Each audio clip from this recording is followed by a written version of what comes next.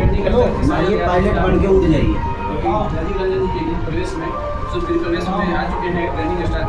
राजनीतिक करने नहीं है, अगर बात करेंगे गेट मत खोलिए क्या कहेगा भैया राजीव रंजन जी के कहीं प्रवेश में आगमन हुआ है ये विधानसभा में? देखिए, इनका घर कब से होगा, ये हमारा घर है और अपने घर में आने के लिए ये खुशी तो हमेशा जाहिर होती है और इस परिवार से मैं अलग नहीं हूँ और ये मेरे बड़े भाई हमेशा रहे और कार्यक्रम एक बहाना है हम दोनों को मिलने का, एक जो दिली इच्छा होता है एक दूसरे से, तो कार्यक्रम इसलिए कर लेते कि अगर हम आए और कुछ हो ना तो कोई मतलब नहीं है और उसके हिसाब से आदमी आता है और उसी बहाने कम से कम अपने बिहार के लोगों के जनता के बीच में आदमी अपनी विचारधारा रख देता है या उनके लिए मनोरंजन कर देता है।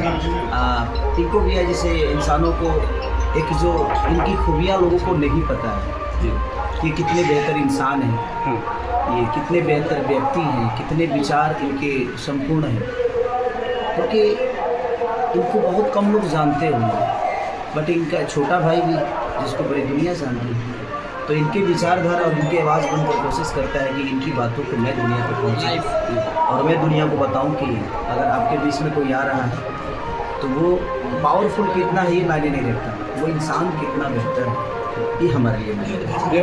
व्यवहार कैसा रहता है राजीव रंजन जी का आपके, जो कब से आप लोग जुड़े हुए हैं? मुझे लगता है मैं 3-4 साल से जुड़ा हूँ। 4 साल से।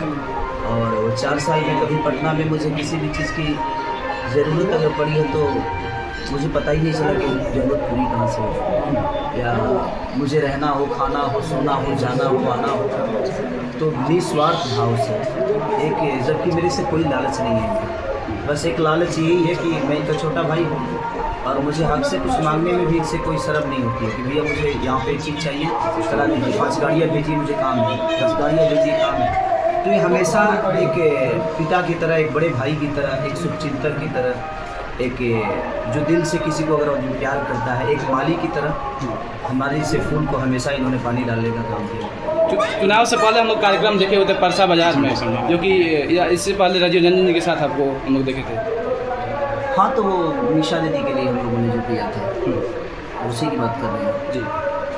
तो हम लोगों ने निशा दीदी के लिए क्योंकि सारा कार्यक्रम और बहुत मेहनत किया था भैया ने निशा दीदी के लिए, क्योंकि हम लोग बहुत प्यार करते हैं उस परिवार को और उस परिवार के हृदय से हम सब लोग मानते हैं, क्योंकि देखिए हमारा खून का रिश्ता तो नहीं है बट अपनापन का रिश्ता है। हम उस कोख से, राबड़ी देवी जी के कोख से पैदा तो नहीं हुए बट हम उनको माँ मानते हैं, ये हमारा विचार है कि किसी के कोख से पैदा होना मायने नहीं रखता है, आप किसी का सम्मान कितना करते हैं ये मायने रखता है। तो हम हमेशा माननीय अपनी माँ राबड़ी देवी का, पिता लालू प्रसाद यादव जी का, भाई तेजस्वी जी का, या मीसा दीदी का, या रोहिणी आचार्य, जो भी हैं उस परिवार फैमिली के, हम उनको अपने परिवार का हिस्सा मानते हैं। वो हमें कितना मानते हैं ये उनसे ज़रूर पूछिए, और क्योंकि हमारा एक विचार है कि हम उनको प्यार करते हैं और हमें दुनिया को बताने की ज़रूरत नहीं है, हम प्यार करते हैं तो करते हैं, बस काम करते हैं। और बिल्कुल भी हम सबके बीच की कैसी कड़ी है जिस कड़ी के बिना सारी चीज़ें अधूरी हैं, क्योंकि अब उतनी देर से देखिए मैं बोल रहा हूँ, एक नेता होता तो अब तक अपनी बातें रख देता जी बिल्कुल, बट एक नेता नहीं, एक बेटा की तरह इस समाज का सेवा करना चाहते हैं, यहाँ का नेतृत्व करना चाहते हैं।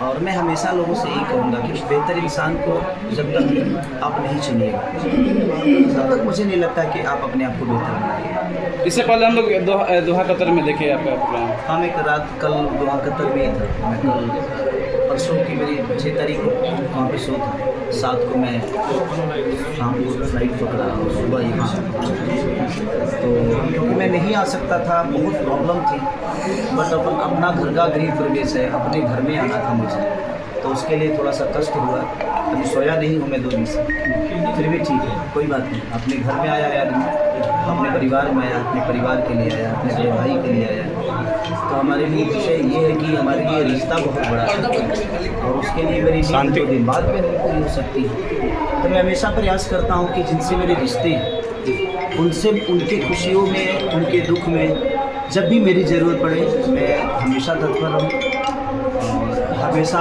उनका आशीर्वाद मुझे मिलता है।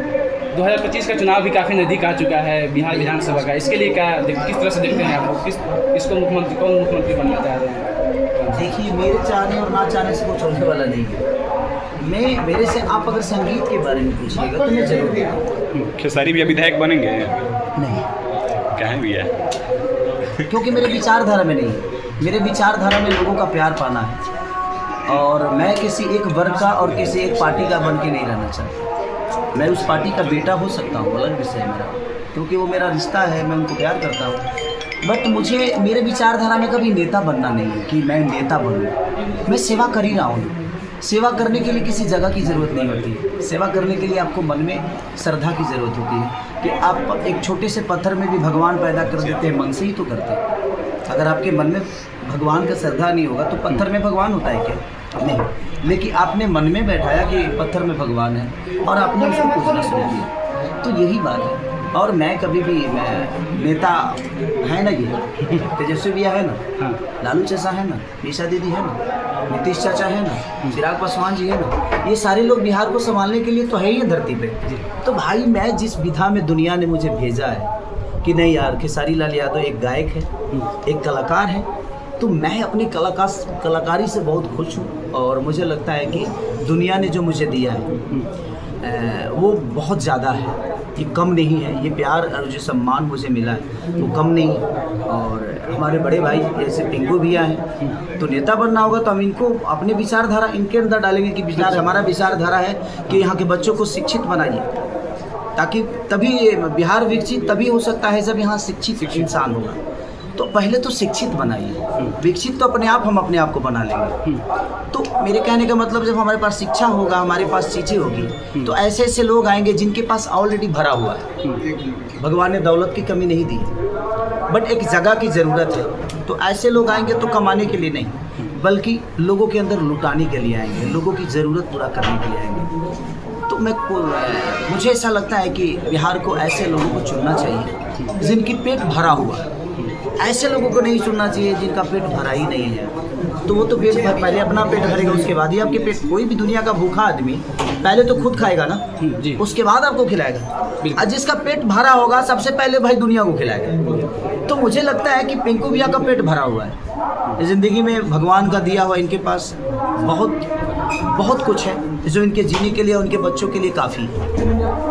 अब इनको अपने बच्चों के लिए जनता से पैसा नहीं छुड़ाना। अब इनको अपने बच्चों के पढ़ाई के लिए, उनके शिक्षा के लिए, उनको बहुत बड़े लेवल पे ले जाने के लिए जनता का पैसा या जनता का हक छीन कर ये अपने बच्चों को बड़ा नहीं कर सकते। क्योंकि अपने बच्चों को बड़ा ये जनता के पैसे से नहीं, बल्कि अपने खुद के मेहनत और खुद के पसीने से किया इन्होंने। तो मुझे लगता है ऐसे लोगों को आना चाहिए आगे, और ऐसे लोगों को चुनना चाहिए, ताकि उनका भी पेट भरे, और पेट भर के और वो आदमी अपने आप को हमेशा एक गार्जियन के तौर पे इस बिहार में देखें। चुनाव की बात करें तो पिछले दिनों हम लोग लोकसभा में देखे थे आपको कि पवन सिंह का प्रचार प्रसार में आप गए हुए थे।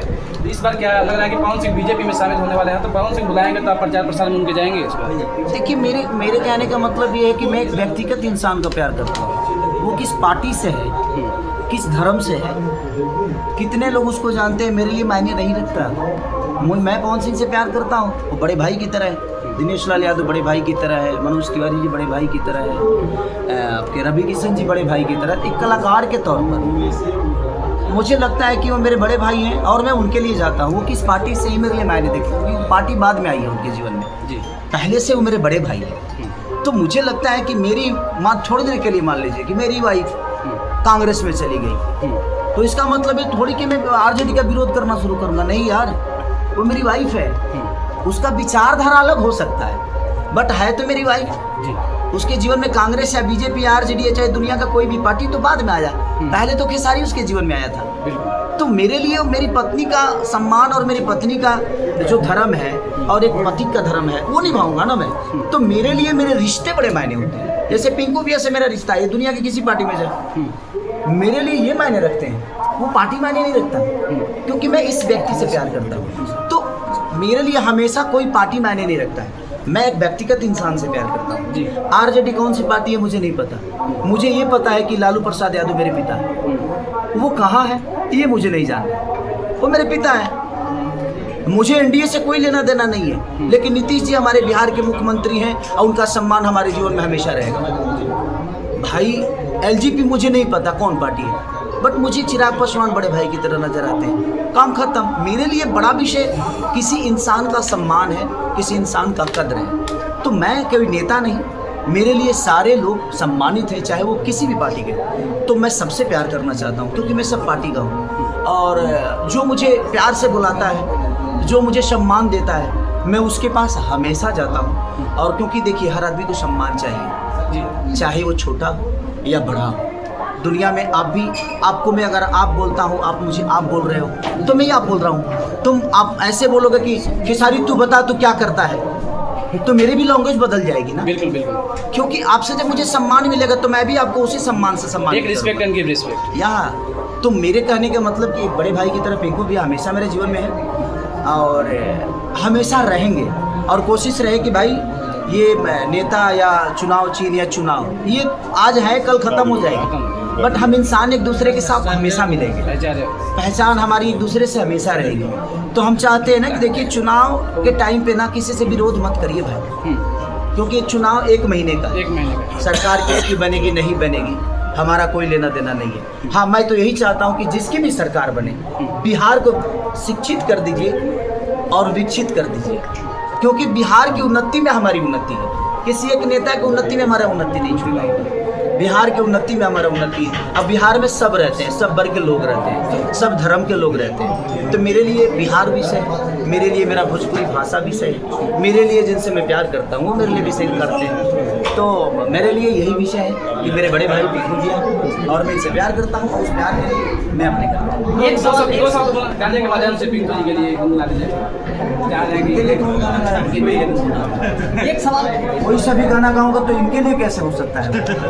इनके मनोरंजन के लिए, जिस दिन इनके लिए गाऊंगा आपको सुनाऊंगा। खेसारी भैया एक सवाल, हमेशा से दो जोड़ी अखिलेश बाबा और आपकी जोड़ी हमेशा से कुछ ना कुछ नया लेके आती है। इस बार क्या कुछ बिहार के लोगों को नया मिल रहा है आप लोगों की जोड़ी से? देखिए कृष्ण और सुदामा की जोड़ी तो वर्षों से आई है। ये ब्राह्मण कुल के आदमी है और मैं जदुवंशी हूँ, बट एक कलाकार होने के नाते मेरे अंदर एक ब्राह्मण का सम्मान हमेशा एक सुदामा की तरह रहा है। और मैं ही नहीं बल्कि मेरे पिताजी भी हर ब्राह्मण को बड़ा सम्मान देते हैं। मेरे खून में है किसी का सम्मान, चाहे ब्राह्मण का बच्चा छोटा क्यों ना हो और बड़ा क्यों ना हो, वो मेरे लिए हमेशा वो लोग आशीर्वाद देने के लिए उनके हाथ उठती है। और ये तो मेरे बाबा है और ये सच पूछिए तो मेरे दाहिना ही नहीं मेरे अंग है, एक हिस्सा है जिस हिस्सा के बिना मैं अधूरा हूँ। तो हर आदमी के जीवन में कुछ ना कुछ होता है। मेरे जीवन में मेरे से जुड़े हुए जितने भी लोग हैं, अगर उनका छोटा भी इतना भी योगदान है ना, तो वो किस जाति से मेरे लिए मायने नहीं रखता। वो मेरे लिए योगदान मायने रखता है कि उस इंसान का योगदान मेरे जीवन में था